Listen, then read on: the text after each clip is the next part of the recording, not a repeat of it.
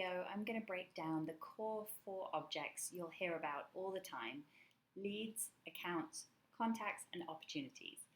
These make up the Salesforce's Sales Cloud, which is their most popular function. Once you understand how these objects work together, you'll feel way more confident using Salesforce, whether you're in sales, operations, or learning to become an admin. So what is an object? Before we dive into the details, quick definition. In Salesforce, an object is basically just a type of data. Salesforce comes with standard objects, which we're covering today, and you can also create custom ones, but we'll stick to the basics for now. Okay, first up, leads. A lead is somebody who might be interested in your product or service, but you haven't qualified them yet.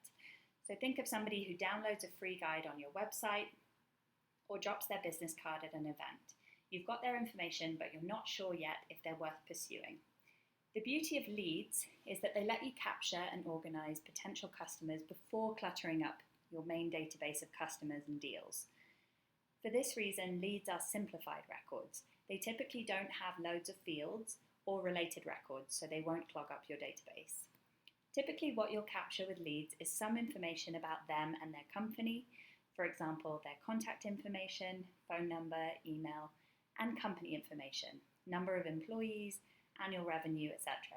This data allows you to set up some really good lead assignment rules where you can, for example, assign high-value leads to a more experienced sales rep, or assign leads based on their location if you have regional sales reps. We'll cover lead assignment rules in more detail in another video. Once a lead is qualified, meaning they're a good fit for your company, they've got some buying power, and they're genuinely interested, that's when you would convert them. When you convert a lead, Salesforce automatically creates 3 things.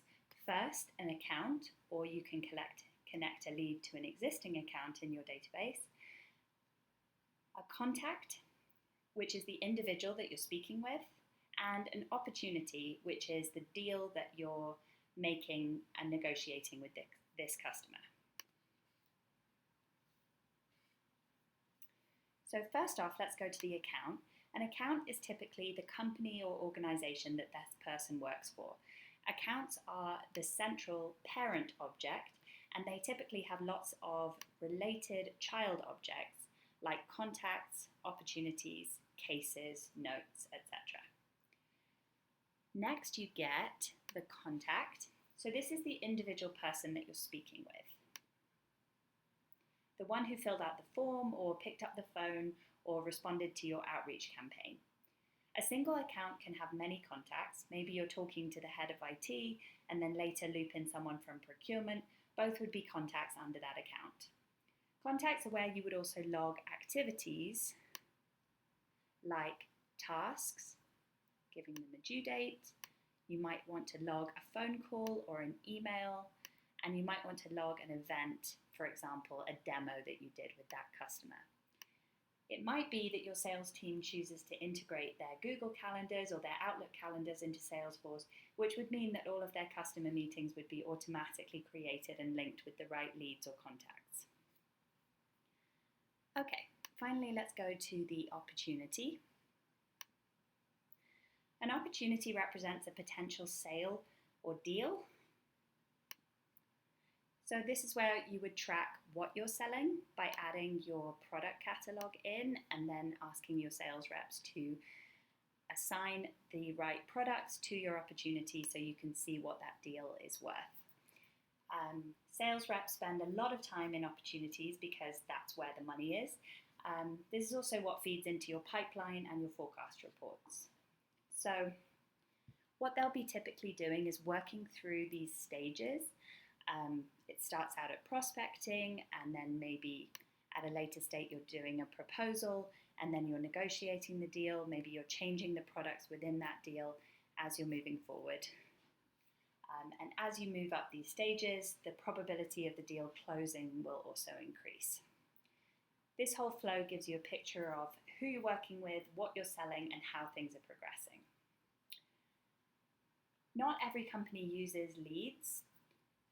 Some just create accounts and contacts directly, especially if they're a B2C organization or they're working with existing relationships or partners.